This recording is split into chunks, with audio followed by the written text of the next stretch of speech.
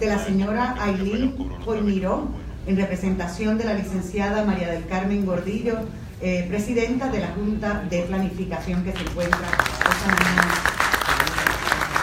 acompañándonos. Ahora toca presentar a los oradores principales del día, los señores Jeff Finkel, presidente y principal oficial ejecutivo del Concilio Internacional de Desarrollo Económico, y a Roderick Miller, presidente y principal oficial ejecutivo de Ascendant Global Consulting y miembro de la Junta de Directores del Concilio. Quisiera aprovechar este momento para leerles a ustedes detalles de las carreras de estos prestigiosos individuos que nos acompañan en la mañana de hoy. Comenzamos conociendo información sobre Jeffrey Finkel, presidente y CEO del Concilio Internacional de Desarrollo Económico, mejor conocido como el IEDC. El señor Jeff Finkel es un líder reconocido y una autoridad internacional en desarrollo económico. Con la formación de IEDC en el 2001, tras la fusión del Consejo para el Desarrollo Económico Urbano, el cual presidió durante 15 años, y el Consejo de Desarrollo Económico Americano, el señor Finkel estableció el rumbo para una organización más efectiva e influyente. Hoy el IEDC es reconocido por su liderazgo en la profesionalización y diversificación del campo del desarrollo económico. Fue miembro de la Junta Directiva de la Comisión de Desarrollo Económico del Condado de Arlington y de Alexandria Partnership, ambas en Virginia. Bajo su liderazgo, el IEDC dirigió la Asociación de Parques de Investigación Universitarios y la Asociación de Comunidades de Defensa. Actualmente se encuentra en la Junta Asesora Nacional de Soluciones Laborales de ACP. Anteriormente se desempeñó como subsecretario adjunto en el Departamento de Vivienda y Desarrollo Urbano de Estados Unidos y ha recibido numerosos premios a lo largo de los años por su compromiso de hacer que el desarrollo económico sostenible sea una prioridad en todas las comunidades sin importar su tamaño. En el año 2011 fue elogiado por el Departamento de Comercio de los Estados Unidos por sus 25 años de liderazgo en Consejo para el Desarrollo Económico Urbano (IEDC). Además, como líder en servicio comunitario y filantropía, en el 1989 fundó Bollinger Foundation, una organización sin fines de lucro que brinda asistencia financiera a niños que han perdido a un padre que trabajó en el campo del desarrollo económico. Como orador reconocido, Jeff ha aparecido en CBS Sunday Morning, Fox Television y el Journal Report en PBS. Ostenta una licenciatura en Ciencias de las Comunicaciones de la Universidad de Ohio en Atenas y realizó estudios posgrado en Administración de Empresas en la Universidad Estatal de Ohio. Mantiene una fuerte conexión con la Escuela Voinovich de Liderazgo y Asuntos Públicos de la Universidad de Ohio, donde también se desempeña como becario de la Asociación de la Nueva Economía Appalachian. Y por otra parte, vamos a conocer información también sobre Roderick Miller, presidente y CEO de Ascendant Global. Roderick Miller se ha convertido en uno de los líderes de desarrollo económico más importantes del país, respetado a nivel mundial por su capacidad para maniobrar en entornos políticos y empresariales extraordinariamente complejos y elaborar estrategias y acuerdos de estructura para proporcionar valor a largo plazo a las comunidades y los inversores. Se le reconocen sus destrezas de negociador, experto en políticas y estratega corporativo en más de 10 países. Miller es el presidente y CEO de Ascendant Global, una firma de desarrollo económico de boutique establecida a principios de 2017. AG se centra en ofrecer soluciones de crecimiento audaces para ayudar a las economías a mantenerse y obtener empleos e inversión privada. AG trabaja con diversas organizaciones para abordar los problemas más apremiantes que enfrenta el desarrollo económico y comunitario.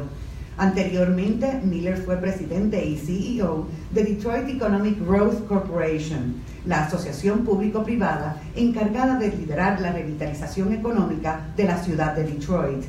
El programa de pequeñas empresas de la organización Motor City Match, cuyo objetivo es desarrollar y apalancar negocios pequeños para anclar vecindarios, se está convirtiendo rápidamente en un modelo nacional. A la misma vez, Miller impulsó una agenda de desarrollo de bienes raíces agresiva que está creando la infraestructura para respaldar una expansión significativa de las operaciones logísticas y de fabricación a gran escala. Bajo el liderazgo de Miller, DEGC ha aportado más de 1.5 billones en nuevas inversiones y 16,000 nuevos empleos en Detroit. En el 2014, Miller apoyó la salida de la ciudad de la quiebra a través de la disposición de negociación de los activos públicos, clave para aliviar las grandes tensiones de los acreedores y poner en marcha nuevas oportunidades de desarrollo. Su equipo también negoció la transacción para que los Detroit Pistons regresen al centro de Detroit. Anteriormente, Miller se desempeñó como presidente, fundador y CEO de la Alianza Empresarial de Nueva Orleans, la organización oficial de desarrollo económico responsable de garantizar la vitalidad económica a largo plazo e impulsar el crecimiento de empleo para la ciudad de New Orleans.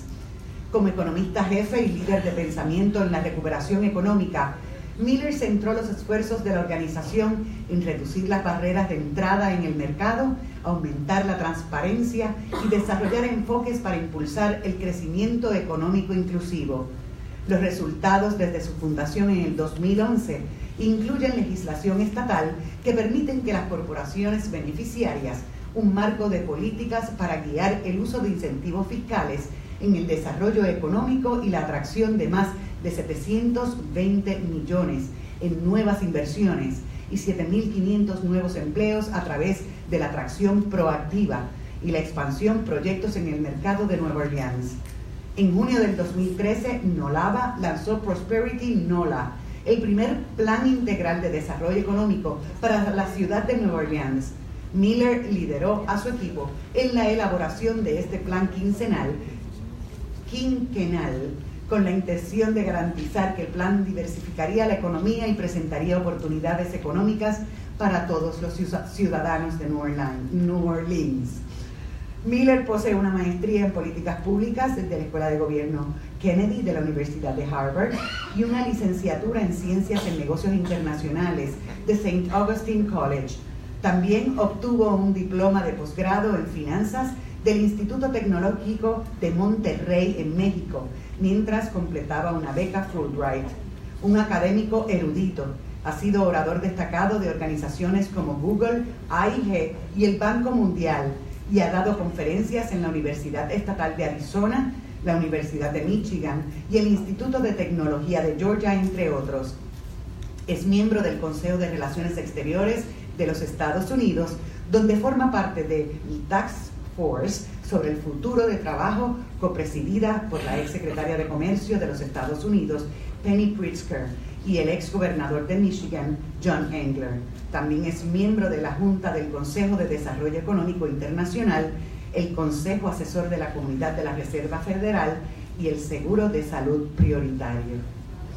Welcome.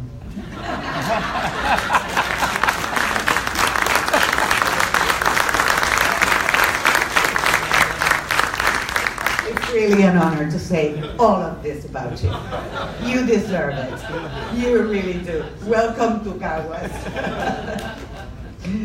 Así es que ya les hemos informado la biografía de estas dos importantes personas que nos acompañan. La presentación de los representantes del Concilio Internacional de Desarrollo Económico incluye lecciones aprendidas en otros desastres y los roles claves, actividades y programas que los gobiernos locales y las organizaciones de desarrollo económico pueden hacer para ayudar a la recuperación económica.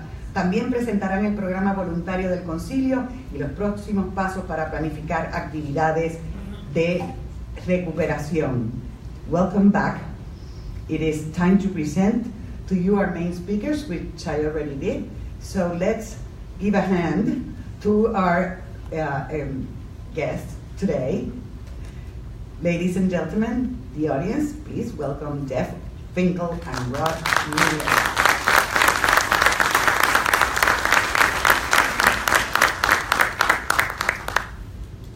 It's a time like this when something you've aspired to do for many years, you wish you had done, learn Spanish.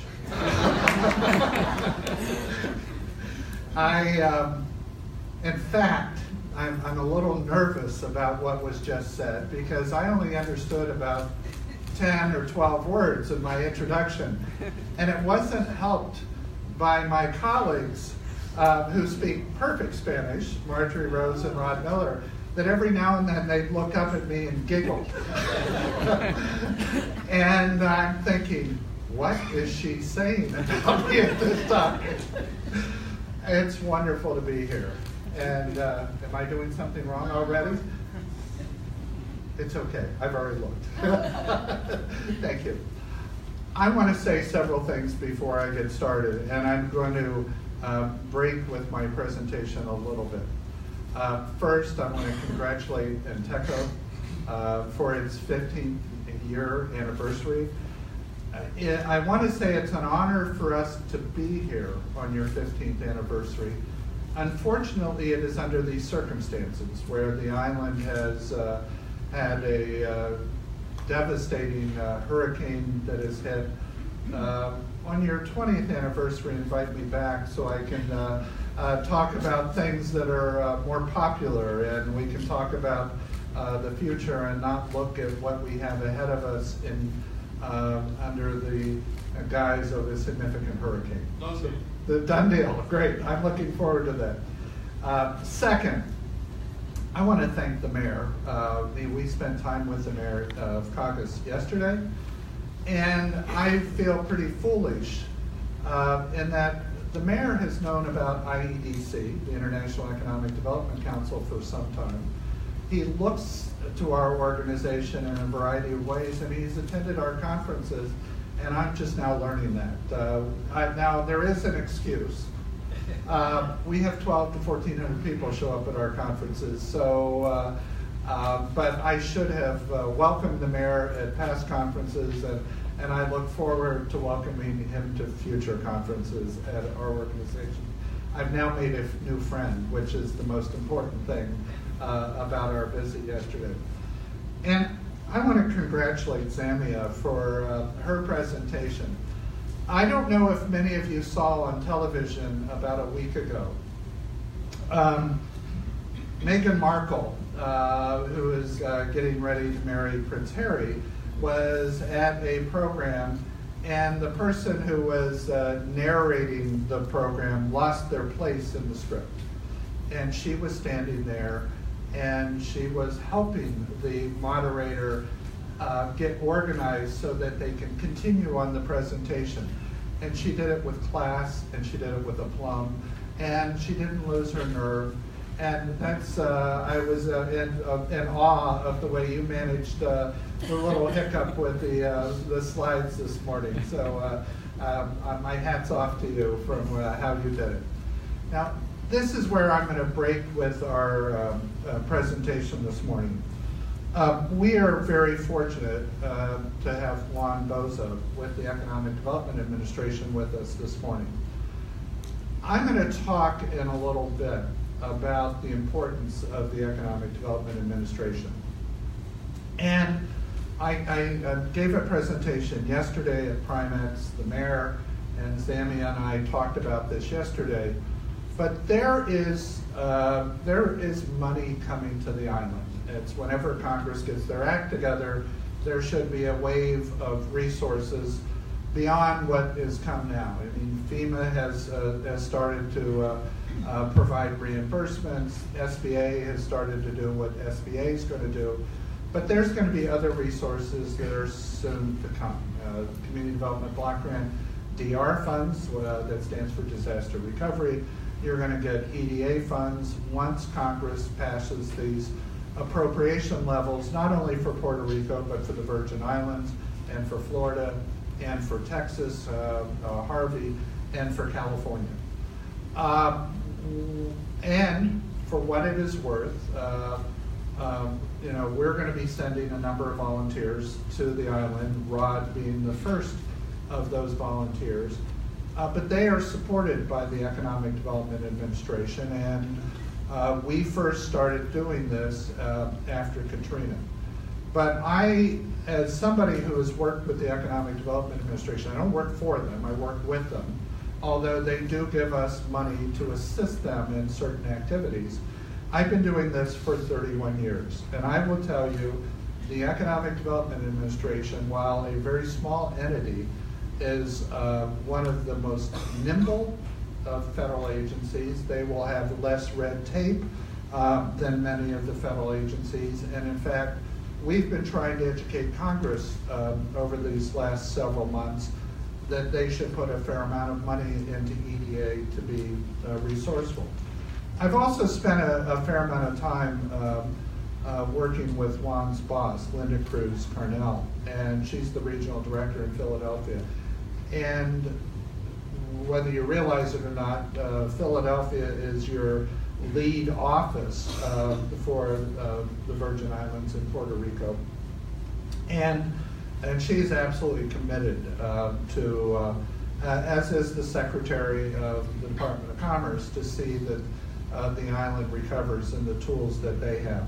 But since he's here with us, I thought we'd give him 3 or 4 minutes of my time to visit with you and for you to get to know him, because he's relatively new to EDA, and you're going to find out he's going to be one of your more resourceful people who can provide resources on the recovery.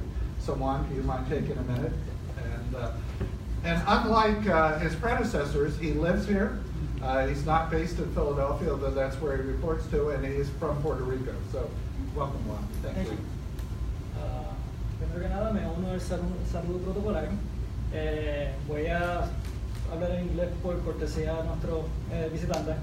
So, first of all, I'm from here. I'm from Puerto Rico. I've been with Small Business Administration a while.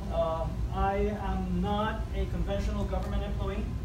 I have a strong entrepreneurial background, and I think in my role as EDA, it brings a good opportunity to bring all these resources of my past experiences, the experiences with SBA, and nimbleness, as well as Jeff puts it, of EDA to be able to put programs that actually provide results.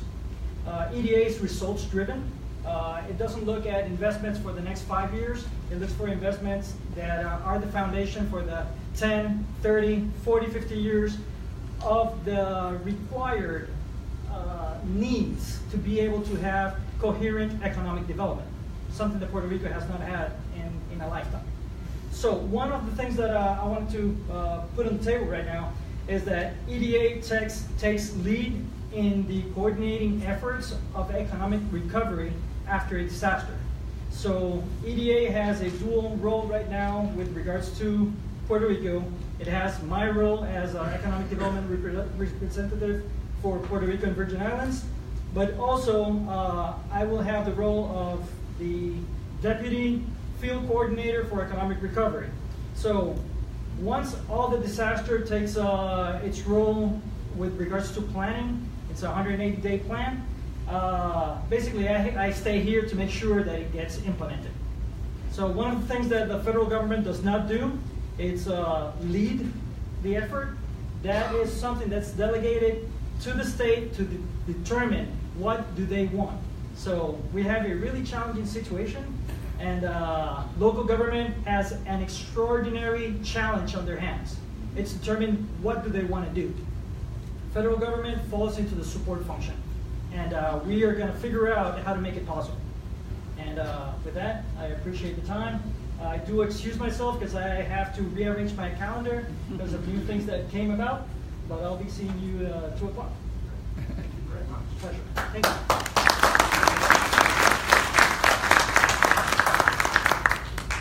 My guess is that they will get, for economic recovery purposes, $115 to $125 million just for Puerto Rico. It may be more than that, and it is time for the municipalities to think about what can they do in terms of and what they might need. Not everything will get funded, and $115 million on top of the disaster you have is only going to go so far. Now, the Community Development Block Grant disaster recovery dollars will be many times that, but that cannot be used for as many economic development purposes as the EDA funds have. I will say one other thing, and then I will get into the text of my speech. And that is that EDA will require a match. And my guess is most matching requirements are going to be about 20% of whatever dollars they put on the table. However, there is good news. The federal government, assuming you get a fair number of Community Development Block Grant disaster recovery dollars, can allow that to be used as match. So it will be federal money matching federal money, and you will not have to come up with a local share, to the best of my knowledge. And you know, you do need to ask a lot of questions as you do these applications. You do need to think through how you're going to manage the federal dollars, because there's nothing worse than an angry federal government many months in the future when they learn that you may have misapplied dollars. So, you know, this is a situation where I encourage you to cross all your T's, dot all of your I's, and if you do things according to the regulations, and don't let a federal agent say, oh, you can do that, without getting an email that confirms that. And if you have that in your file, guess what? You're in a much better shape. Let me tell you a little bit about IEDC. We're not a household name. We're the International Economic Development Council, and we are the membership group for people who work full-time in economic development. And I define economic development as the creation, retention, expansion of jobs, development of tax base, and the enhancement of wealth. And many communities, many chambers of commerce, many public-private partnerships, mostly in North America, have an economic development staff that work on those activities. In 2005, after Katrina hit, IEDC sat there and they said, geez, we're a large membership organization with a significant amount of members. How can we help the Gulf Coast deal with the aftermath of Katrina? And what we decided is we went to our partners at the Economic Development Administration and said, I think we can get a fair number of people to go to Louisiana, Mississippi, and a small part of Alabama. If you pay their expenses, I think we can get people to work for free a week at a time. We're not asking people to give up their lives to work for free, but and we can go down and help on the economic recovery. And frankly, we've been doing that ever since 2005, and I will give you some examples of what we've done. But what I want to do is talk to you for a few minutes, if you have another 2 or 3 hours, no, I'm kidding, about what is it that you're that is ahead of you, and what we see as best practice or better practice in terms of economic recovery. I'm going to talk about the stages of disaster recovery. I'm going to tell you about some lessons learned. I'm going to tell you a little bit about our volunteer program and some additional resources. You know, as the mayor said, 5 to 10 years. And don't think he was kidding, because this will be a long-term process for recovery. I would say while it is 2018 and Katrina hit in 2005, you're not going to see as many blemishes in New Orleans as we were able to see in late 2005 and 2006 and 2007. But in reality, the community is still recovering. The 9th Ward, which was a neighborhood that was extraordinarily hard hit, is still not rebuilt. There are people that have left New Orleans who will never come back. There are people who are finally deciding to come back, and frankly, if you had to look at the #1 location for out-migration of people from New Orleans, it was probably Houston, and then Harvey just hit Houston. So you may have left New Orleans after Katrina and had your life ruined by Katrina. You may well have had your life ruined by Harvey And now you're trying to figure out, where do you go? You may have lost all your belongings the second time. And I would imagine, and I don't know this firsthand, I would imagine some of those people have returned back to New Orleans because they still had family back in Louisiana, and it was time to return. You know, many of these questions you've been asking yourself already, and I would argue that we are probably 30 to 45 days late in coming to the island, but you know, you're still in a tough situation in terms of many of the hotels didn't have electricity that we could have stayed at. We were encouraged by EDA and the other disaster agencies to not come quite yet, but they because economic recovery follows some of the other actions. Economic recovery is going to be difficult. Who is taking the lead? In Caucus, it's very clear it's going to be the mayor and his economic development staff on the public side. Now, this is not to limit or suggest that the private sector doesn't have their own responsibilities to restart their own businesses, grow their own businesses. This does not say that if you're an individual with a house that you don't have your own responsibilities. But then there's this overall planning function. You know, is the community going to look exactly like it looks before? If buildings have been devastated, the city can be helpful in terms of thinking, where should that business locate in the future? So identifying the roles and responsibilities, who are the key economic stakeholders, what was the real impact? And Zamia actually stood here and gave us some of the statistics for this region in terms of, and do you build back exactly like it was before? Or do you think about how do you build it back better? For instance, North Carolina, and I assume South Carolina as well, when they've been hit by hurricanes in the past, guess what? That was the opportunity to build better building standards. Their building codes were improved. They started requiring tornado clips on roofs so that the roofs couldn't fly off as quickly in the future when hurricanes. This is those opportunities to think about how does your community deal with the next. We've heard planning. The mayor talked about planning, Zamia talked about planning, Juan talked about planning. Do you have, and where are you thinking about, and I'm not just talking about Caucus, I'm talking to the other mayors, I'm talking this afternoon, we're hopefully speaking with the Director of Commerce, Economic Development for the island of Puerto Rico. Every community needs to be thinking about, what is our plan for recovery? How are we going to get these businesses back in place? And many businesses will not survive.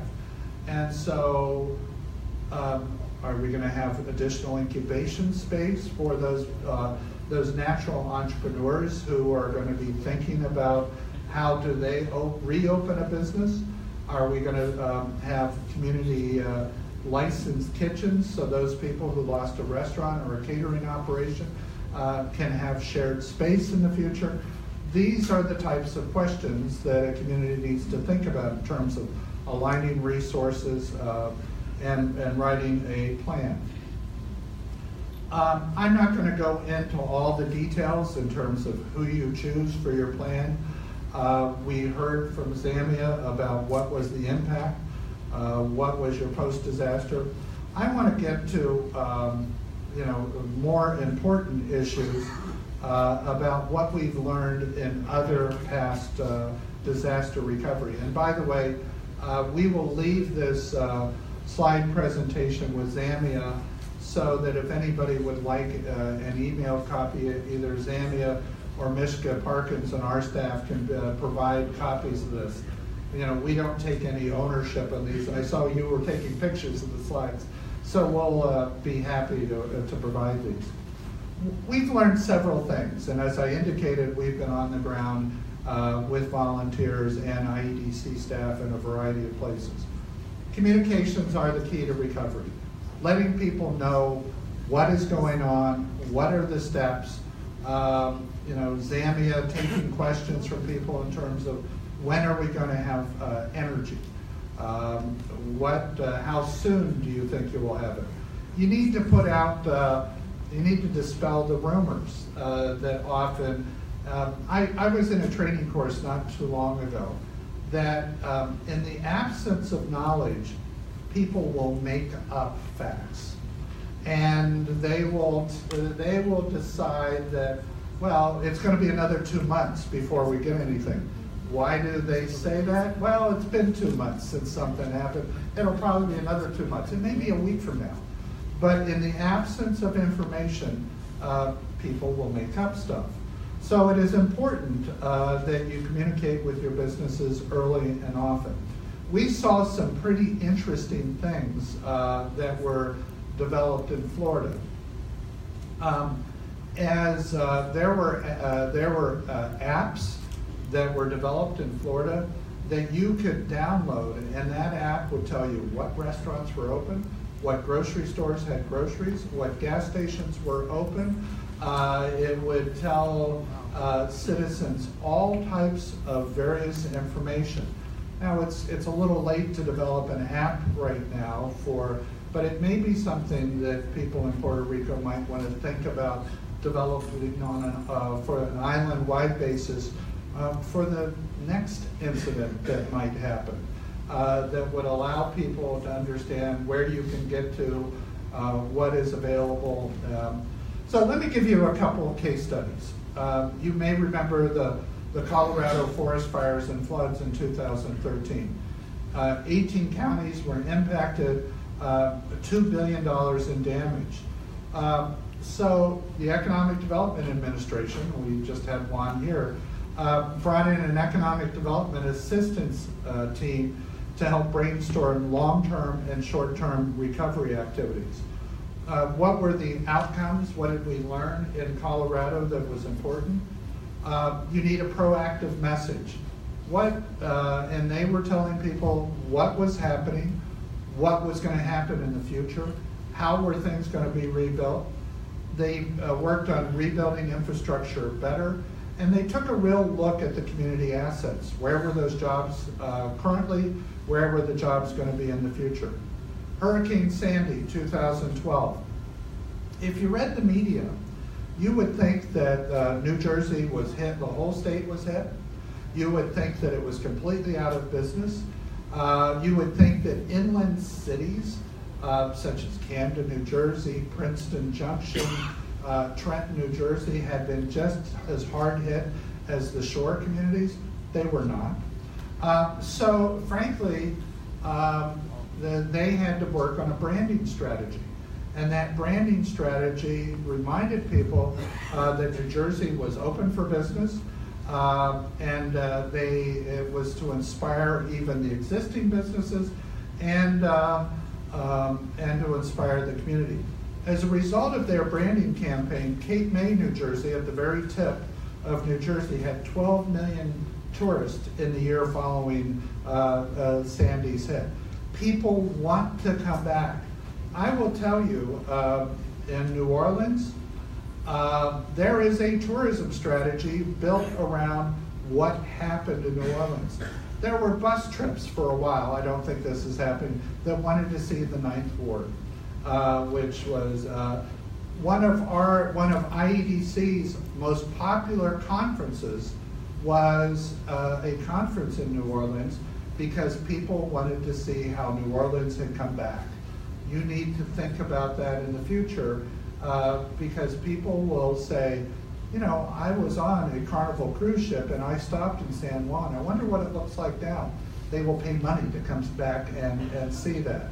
And how you take advantage of that. You're not ready for that yet.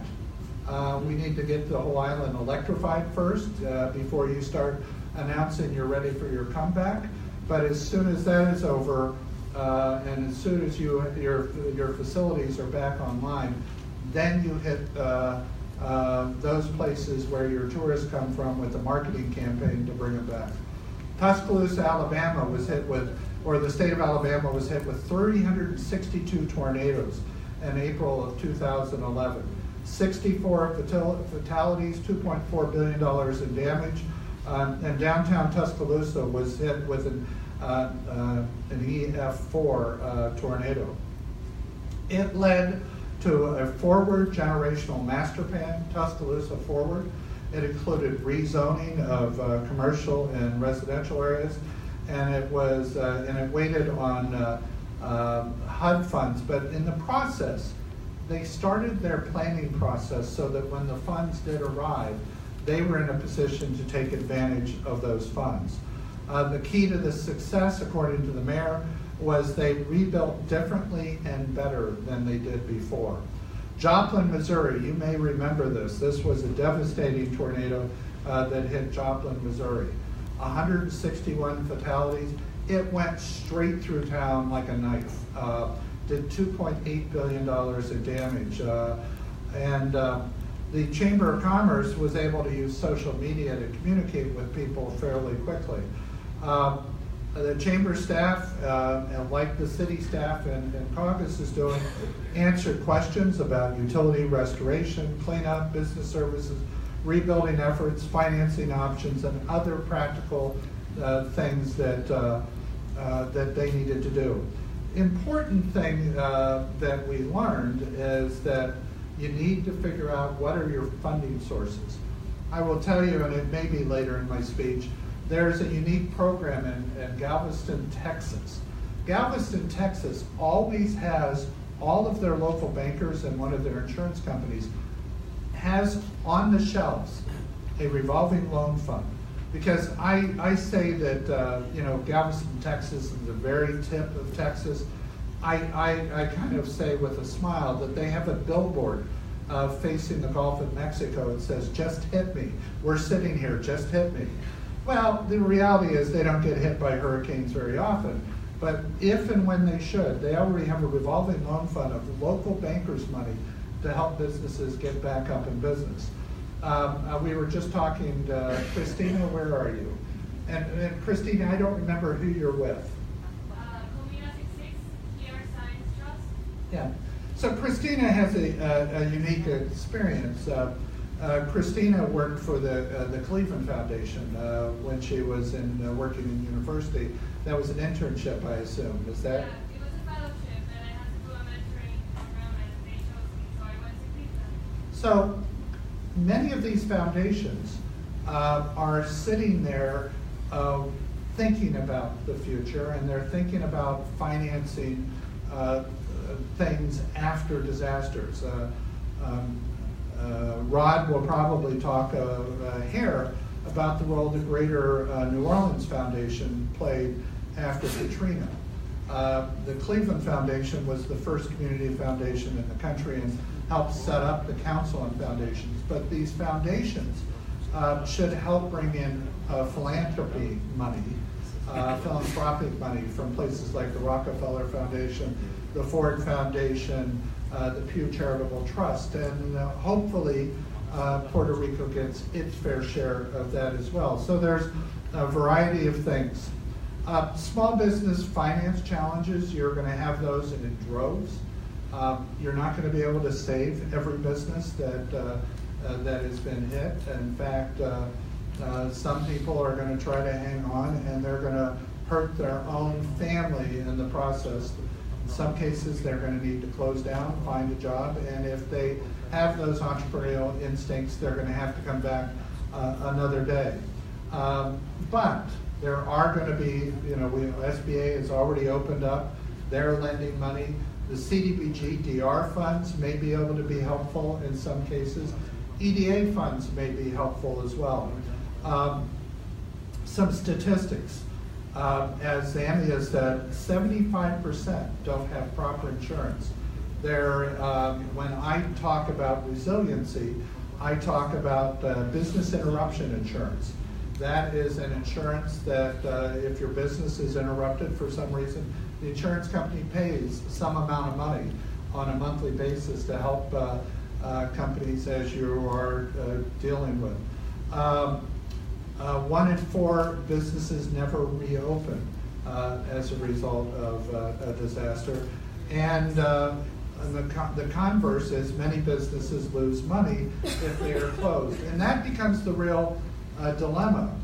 Do you open when you don't have a lot of customers, or do you stay closed without a lot of payroll until it is an appropriate time to reopen? Grants and loans, CDBG-DR and EDA may be a way. Philanthropy may be a way to provide some small grants or loans out of money that is not SBA. As I indicated, there are some communities that set up their own revolving loan funds, or you find some financial vehicle. We are finding that the United Way in some places, or the American Red Cross in some places, are doing things to help businesses. In Canada, the American Red Cross has started to help small businesses, and in particularly in Alberta, Canada, this is where Calgary and Edmonton are the 2 largest cities. They were hit with a major flood, the southern Alberta flood, and they were also hit with some major fires in the last few years. And in both cases, the American Red Cross would come up with small amounts of money to assist some of their businesses. Some businesses will just need a small bridge loan to undertake what they need. And in some cases, there's a way of providing forgivable loans if a business opens up and it is a de minimis amount of money to help get them jump-started. But that is up for the local government to set up some type of fund with discretionary dollars that can allow them to do so. As I've already indicated, and as Juan has indicated, the Economic Development Administration is going to be one of those sources of funds that is fairly flexible. I've talked about already the CDBG-DR funds, and CDBG gets used in a variety of ways after disaster. 2 things CDBG do best: housing assistance and infrastructure reconstruction. And you can actually use CDBG, where FEMA will only pay for reconstruction up to the prior level. CDBG can allow you to go to a higher level. And let me, as I was talking to the people at Primex yesterday, let me give you 3 new words: FEMA mitigation funds. One of the things you need to think about is, can you get any funds from the Federal Emergency Management Agency that will allow you to mitigate against future disasters? Now, this is not a pot that is deep and wide, but there are funds available that you might be able to consider getting from FEMA. Small Business Administration, they've already been on the island for a period of time. CDFI is not a great disaster relief agency, but it is one of those federal agencies that you might be able to use. The Department of Labor, workforce funds, national emergency grants for disaster. There are going to be some people that have lost their jobs for a long period of time, and the Department of Labor will be one of those sources. You're going to be able to help citizens relieve the employment pressures by supporting them for a period of time.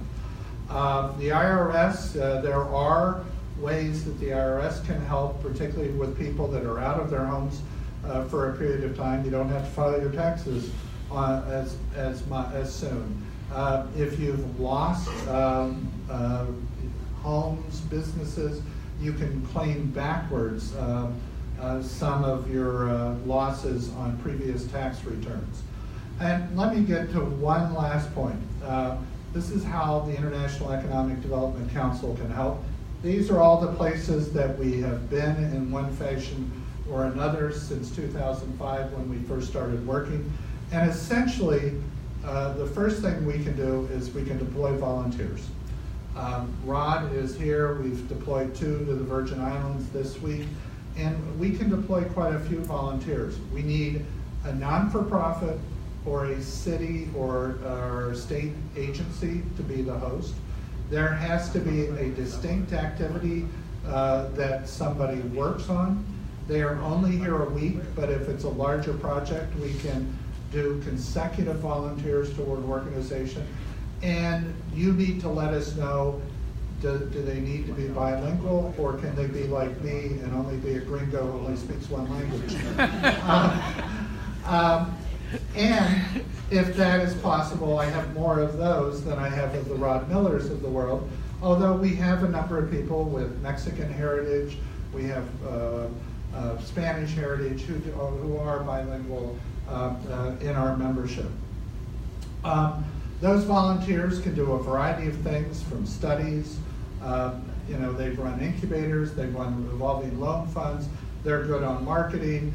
You take an aspect of economic development, and our members have done so, and they can be able to help. Here are some activities: research, assessments of businesses. We had a former staff member of ours who works for the city of Austin now, went to Port Arthur, Texas to do business retention. Creative financing, we're sending a guy over to the Virgin Islands to help them on the revolving loan fund. There's a whole variety of people that can help. My last point, and then I'm going to turn this over to Rod, we have an amazing number of resources on a website called restoreyoureconomy.org. We've been building this website and adding to it since 2005. Actually, one of the first things I do when we hear that a community's been hit by a disaster is we send them this link. For many people, this is the Bible on economic recovery, and they will read it and they will start to find a pathway to what they need to do in terms of the next steps in economic recovery. Oscar and I were talking today, and he says, well, how many times have you been to the island? And I don't remember anymore. It's 6, 7, 8. It's somewhere in that range. And I must tell you, I enjoy coming to Puerto Rico.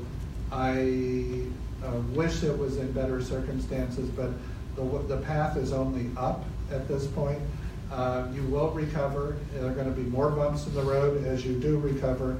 And there are going to be people like us and Rod Miller and the membership of IEDC who want to be helpful, and we will be helpful. And I wish you a speedy recovery. And thank you for inviting me, and I want you to help me in welcoming Rod Miller to the stage.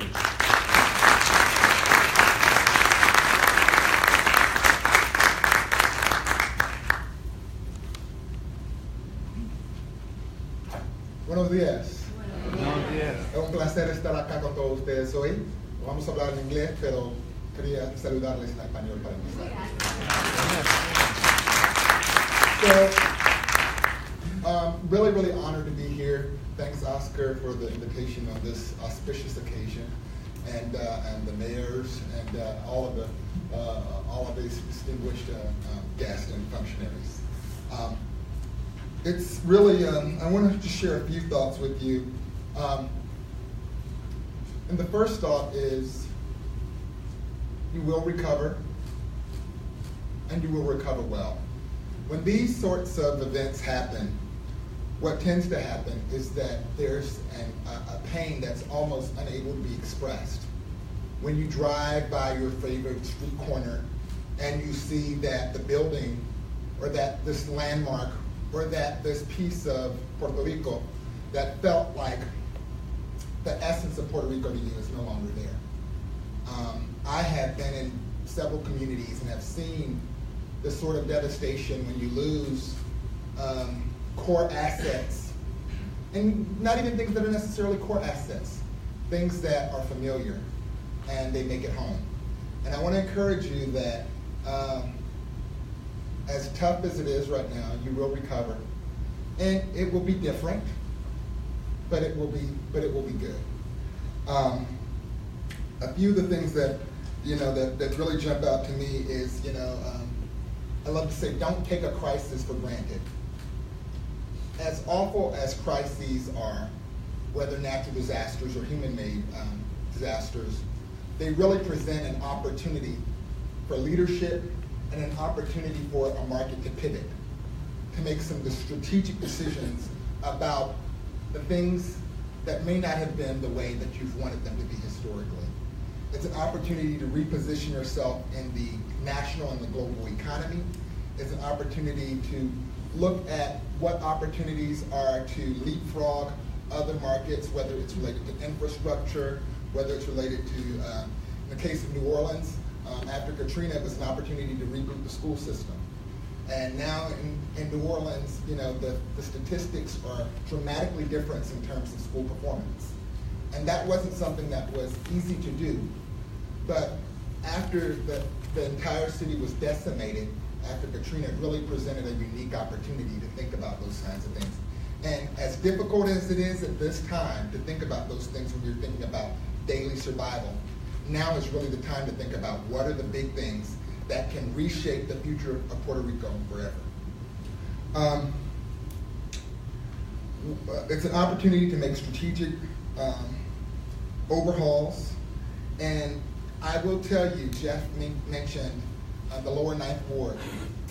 The lower Ninth Ward, you know, and it's one of those areas that gets a lot of press from time to time. The lower Ninth Ward still hasn't bounced back. Is the kind of the commentary that's it. The lower Ninth Ward, even before Katrina, did not have core assets. So the places that were the most difficult to do development, to actually have economic progress prior to the hurricanes, will be just that much more difficult now. So I don't say that to discourage you, but there has to be a level of kind of realization around the challenges that are presented. And then the other point before I kind of get to the meat of it is communicate. And Jeff hit on this. If there is no message, no coordinated, articulated message coming out, people make things up because they have to know something or have to believe something. There has to be something that's coming.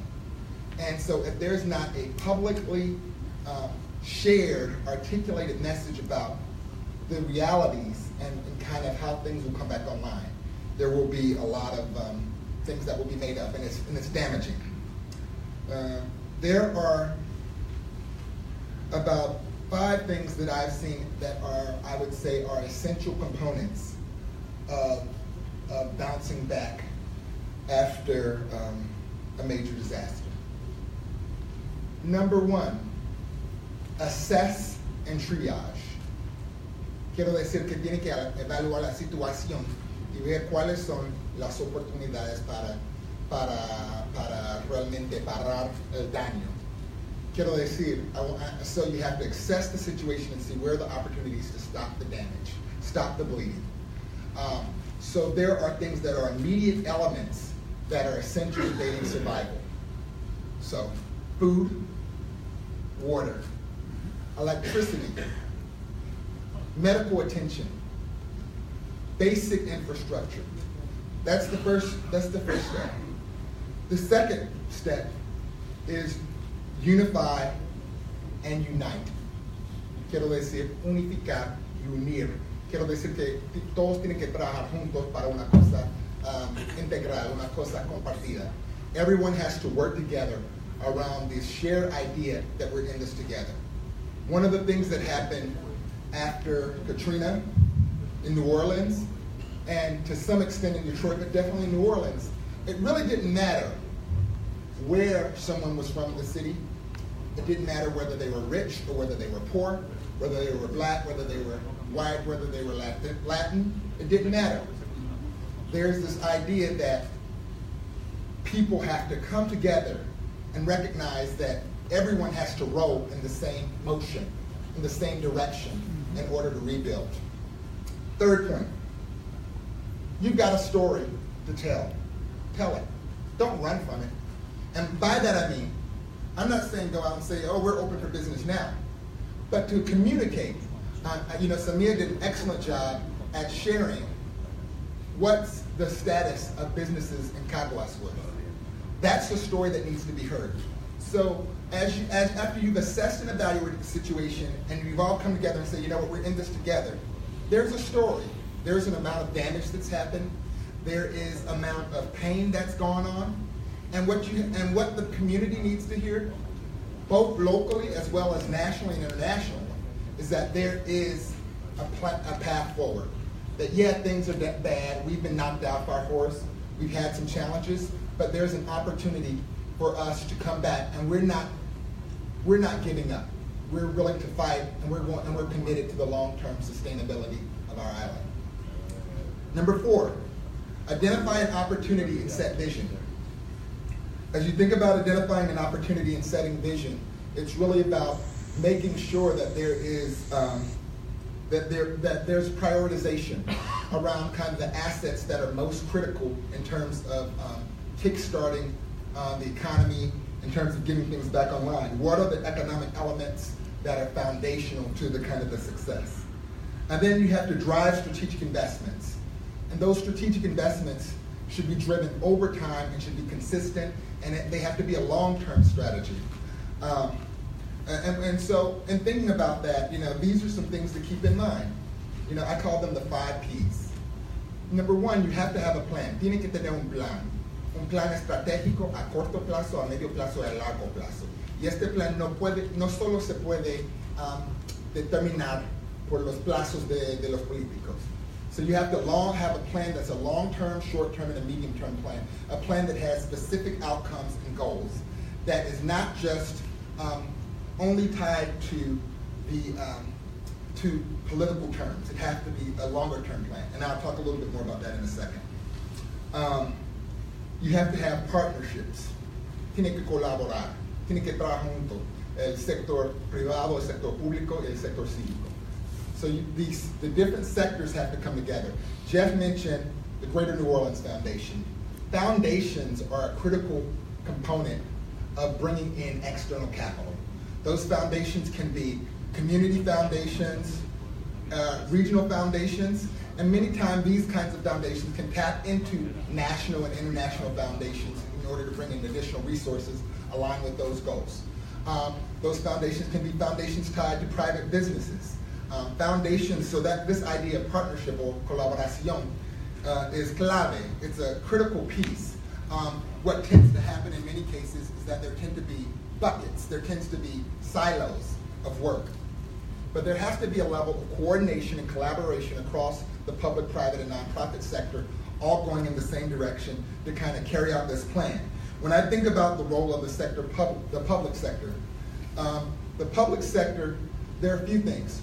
One of the things that the public sector, that no one can do as well as a mayor, no one can do as well as a governor, no one can do it as well as a council member, is provide hope. Quiero decir que el sector público, los políticos, los funcionarios pueden dar un poco de esperanza. Es decirles que sí estamos trabajando cada día para darles más oportunidades, para darles más servicios. So the public sector needs to communicate this message of hope that we're working daily to provide you more service, more support, more help. Second thing that the public sector can do, hay que derribar las barreras para entrar al mercado. They have to knock down the barriers to entering the marketplace. No one can do that as well as the public sector. To make sure the processes are turnkey, tiene que bajar la burocracia, que muchas veces es una de las barreras más importantes, más difíciles de superar. They have to lower the barriers to entry in the marketplace and really start to remove a lot of the bureaucracy that governments are notorious for.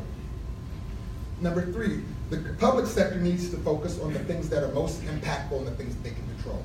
There tends to be, communities tend to look at public sector leadership as the ones that can do everything. The reality is that mayors, governors, council members, elected officials, they have a toolkit, they have a toolbox. They've got some stuff in that toolbox, and everything else outside of that toolbox, they have to use their power of influence. They have to lean on their friends. They have to lean on the business community. They have to lean on the local community. So one of the most important things I say to public officials is to focus on the things that are in your toolbox and leverage those the best that you can, and lean on the external support for the other pieces. One of the things that many times is not the primary focus after this, but I will tell you is essential to bouncing back and to getting the business service, is providing basic service as well.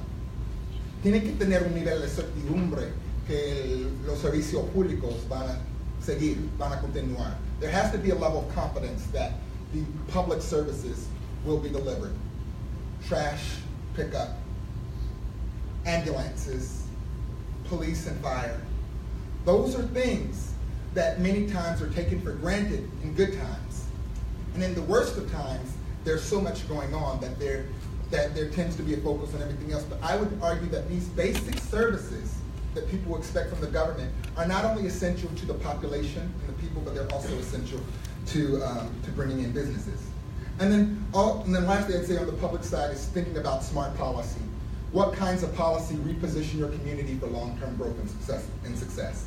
The private sector. One of the most important things that the private sector can do is work with the public sector. There is a tendency for private sector to either not get involved or to get involved and lead something like in a silo. And I will say that the private sector can be most successful and most impactful by making smart decisions, by saying loudly your long-term commitment, because the more private sector leadership says that there's a long-term commitment to the marketplace, the more others are going to have that confidence and follow their lead. But private sector can cover public officials. Public officials need cover. They need cover to be able to make the right decisions, to be able to have those decisions sustained over time. And private sector can provide a lot of cover in helping public officials get things done. Private sector can also provide a lot of perspective and insight as it relates to the economy and the types of things that they would think about as they're thinking about whether or not to expand their businesses, whether to shrink their businesses, the strategic opportunities in the market. Government elected officials need to hear those insights to inform their strategies. Private sector, you got to help carry the load. It's one of those things when you say, like, remember that point colaboración, and that idea that we're all in this together. The private sector has to be a force to support the recovery of the island. And there has to be a long-term focus. So I mentioned that these strategies and the plans have to be longer than a political cycle. The only way that that happens is that there's private sector leadership. Because I don't know, and this is my statement, I don't know Puerto Rican politics, but I know politics. And what happens is every time there's a change in administration, whether at the local level or the state level, the economic development strategy goes from here to there, to here to there, to here to there. The only way that there is a clear message to the market, to the global market over time, is that there's some continuity in terms of the strategy. And the only way that that happens is that the private sector commits. So the private sector has to help drive economic development. So number one, you got to have a plan. Number two, you have to have partnership. Number three, population. La población tiene que realmente ver maneras de mantener y si se puede, crecer como población. So you have to find a way to stabilize population and ideally grow population. And there are a lot of ways that are done. When I think about kind of what New Orleans did, what New Orleans did after Katrina was very interesting, because New Orleans, the population shrunk to pretty much nothing and then got back to 250 pretty quickly. Now it's north of 400,000 people, and prior to the storm it was about 580,000. And when you look at it on the face of it, the economy in New Orleans on the face of it is stronger today prior than it was. Why? Well, some of those are things that we just can't control in terms of some of the poorest members of society left and didn't come back. But what New Orleans did very effectively is say, you know what? You're young, you're cool, you're sexy, move to New Orleans. You're old, you're cool, you're sexy, move to New Orleans. You kind of don't fit in with the rest of the crowd, move to New Orleans. You want to start a business, move to New Orleans. Y una de las cosas claves, yo creo que Puerto Rico tiene que decir, pues están acogidos, todos están acogidos acá en Puerto Rico. And I think that's a part of the message. So you have to give this message that this is a welcoming place and we want the talent. No matter where you're coming from, this is a place where we want to be, we want to be welcoming and invite you. Either you're with us. The other thing that they said in New Orleans, they said, baby, that's how they talk in New Orleans. Baby, you with me or you against me, baby? Baby, you with me or you against us? In Detroit, what they said in Detroit, it was Detroit versus everybody. And so that idea that there is cofradia, there's this idea that there's this coming together, there's this brotherhood, there's this sisterhood, there's this humanity, that this is a united place. But even though we're a united place, we welcome those that are not from here because we've got to rebuild our population. Next point, promocionar. La verdad es que si ustedes no dicen la historia, no cuentan la historia de Puerto Rico, el resto del mundo lo va a negar. So if you don't tell Puerto Rico's story, if you don't say, we've got some challenges. We've got some challenges. We've got some problems. Problems 1, 2, 3, 4, 5. But we've also got vision. And it's not going to happen tomorrow, but it will happen. And that we've got great political leadership, we've got great civic leadership, we've got great private sector leadership, and we're all working towards this vision. Yeah, things are bad, but don't believe the hype. Puerto Rico is coming back, and it's coming back better. And then people. At the core of it, many times there tends to be to think in platitudes and strategies and to talk esoterically about the opportunities that are there. And all of that analysis is necessary. However, at the end of the day, it's about Tia Maria that lives down the street and whether or not she sees opportunities for her kids and her grandkids in Puerto Rico. It's about Louis that has the mechanic shop, and whether or not Louis sees an opportunity for his mechanic shop to be viable over the long term. And many times in these conversations about recovery, we forget that at the core of it is the essence of it is the people. And so as you think about how you bounce back as a market, I implore you to keep people front and center. Some key takeaways. From New Orleans, some of the things that I learned in New Orleans was about strong business leadership. After Hurricane Katrina, there was a group called the Business Council of New Orleans and the Greater River Region. It was about 50, 60, 70 business leaders from around the region. And what they did was they came out within 2 years of Katrina, a plan called Forward New Orleans that outlined everything from education to infrastructure to economic development. And they had a plan. And they basically said, this is the type of New Orleans that we want. And they didn't do everything. It wasn't that they were going to do everything, but they brought the people to the table. So this idea of strong business leadership and actually having a plan. And then later, that plan resulted in the organization that I was the CEO of, New Orleans Business Alliance, and the 5-year strategic plan, Prosperity NOLA. Number 2, New Orleans, I learned from them the opportunity to pivot. They redid the school system after Katrina, redid healthcare after Katrina, made significant investments in the biotech sector. A lot of that with support of foundations. It's an opportunity to pivot. Strategic planning, I hit on that already. Repopulation, come build your life here. And New Orleans was not a place that was regional prior to Katrina. And I would argue that it still has a ways to go. But one of the things that taught Louisiana and that it taught New Orleans was that they had to be more regional. Una de las cosas que he escuchado es que hay San Juan y el resto de la isla. There's San Juan and there's the rest of the island. There was New Orleans and the rest of the state of Louisiana. Everybody has to come together. And the idea is that you have to come together and really focus as an island, as one community of Puerto Rico, to figure out how do you really bounce back. Some lessons from Detroit. Do the basics and do it well. The mayor of Detroit, when he became the mayor of Detroit, there was only 5,000 streetlights in a city that that at one time had a population of 2 million people. Within 3-4 years, there's north of 70,000 streetlights. 50,000 houses, abandoned houses have been knocked down. Times for police and fire shrunk from 50 minutes down to under 10 minutes. Provide the basic services well. That's one of the things I learned in Detroit. Focus on integrated strategies. That's another thing I learned in Detroit. So this idea of business development was corporate innovation, small business, both manufacturing as well as kind of traditional corporate, and so that the strategies for real estate have to support the strategies for economic development and vice versa. So one of the things we did was we used small businesses as anchors to help neighborhoods come back where there wouldn't be national credit dentists, those kind of things. One of the other things I learned from Detroit was anchors as magnets. So the anchor institutions, the hospitals, the big utilities, etc. We were able to grow the spend from small businesses in Detroit to these anchor institutions from $500 million to nearly $1 billion in 3 years. Because we went to all of the major anchor institutions and say, what are you buying from outside of this market in terms of services? What are you buying from outside of this market in terms of goods?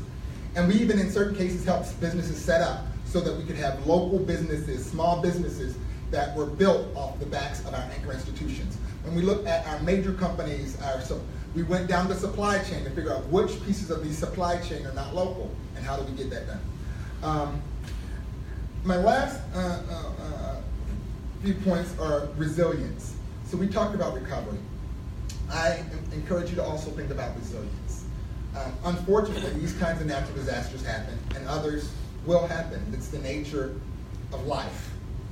But you can be prepared. The website Jeff mentioned, restoreyoureconomy.org, is absolutely amazing. You can probably find 90% of anything you want to find about recovery there. And as you think about resilience and recovery, I encourage you to think about reinvestment in smart infrastructure. If there are ways that you can leapfrog by making investments in smart infrastructure. I encourage you to think about building stronger external ties. What are the markets globally where there's a natural competitive advantage, and how do you actually partner with those markets? There's this concept of co-opetition. You can compete in some things and work together in others, but the more that you have stronger vínculos outside, the better that you can bounce back. Think about your mechanisms to measure and respond. One of the things that was so impressive with Samia's presentation was within a short period of time, she was able to assess and say, these are the things that this is where businesses stood. And there are mechanisms that can be put in place to actually make sure that if there's a disaster that happens, that there's a clear point of communication, that there's a clear place to gather data about the status of businesses and other pieces.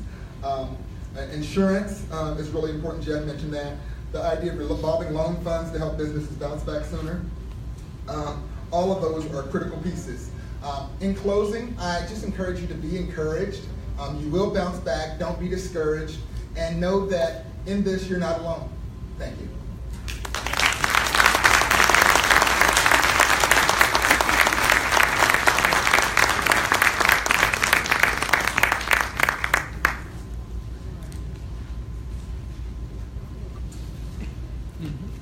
So, before we conclude our presentation, let me be the first to invite everyone in the audience to share any thoughts regarding today's topic with both Mr. Finkel and Mr. Miller. Also, we would like to welcome Ms. Mishka Parkins and Ms. Marjorie Frost, who will share their thoughts and tips on how you can join the Council's voluntary program, as well as sharing documents on economic recovery with municipal representatives and other business organizations joining us today. To everyone in the audience, we thank you for coming out here and being here with us this morning. After today's presentation, with confidence and hope, we must collaborate and work together for the sake of our island, economy, businesses, and its people. Have a nice day, everyone. Y ahora en español, muchísimas gracias a todos. Ha sido una presentación sumamente interesante y con una mirada positiva hacia el futuro.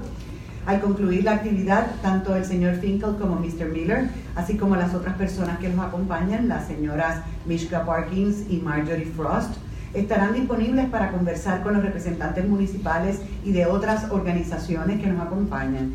Ellos les podrán hablar sobre cómo se pueden unir al programa voluntario del Concilio, además de compartirle diversos documentos, entre ellos posibles alternativas de trabajo en conjunto e información sobre recuperación económica.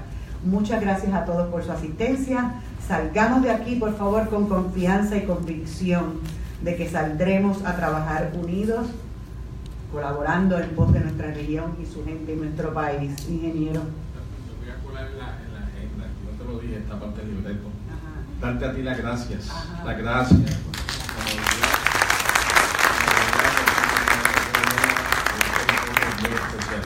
Muy agradecido. Muchas gracias. Aquí estoy en Caguas. Y ustedes, mis amigos, hemos escuchado un mensaje muy poderoso. Mensaje de esperanza, de capacidad. No podemos quedarnos con él.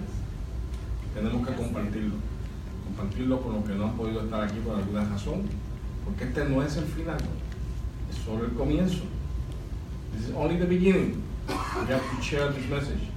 We are committed in Inteco with the board of directors who's been giving me the support for the last 15 years, and we are going to continue. We are going to renew our commitment, and we are going to maybe review our mission, because now we have to become an economic recovery entity. And we will do, as Rod said, we will do. Thank you. Gracias a todos por estar. Feliz día a todos. Have a nice day. Permítame un segundo y me voy a colar aquí también. Ha sido una mañana interesante. Has been an interesting morning. Too many information in the past hour and a half. Obviously, we have to look for many of those topics that Mr. Jeff and Rod has given us, and we're going to have to work together as first as a part of a community, second as a part of a city, and third as part of Puerto Rico. And as we see and they explain to us for experiences that have had other cities and other states, this is a long way to go. This is not something that we can have a war and have everything back to normal tomorrow. So we need to work. It's going to take, this is a long road. So I only ask for each one of you to participate, to collaborate, to bring the ideas. And I want to ask you for a big round of applause for our friends, Jeff and Rob and the staff.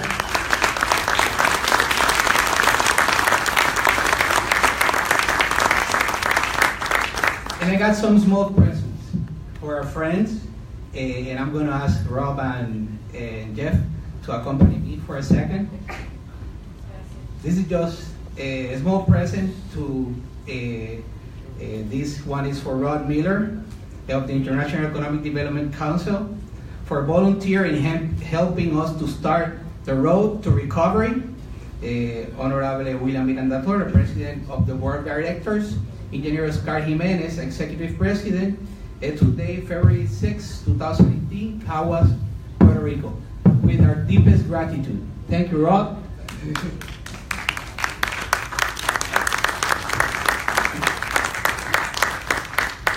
Also, with our deepest gratitude to Jeff Finkel. Thank you. Thank you, Jeff.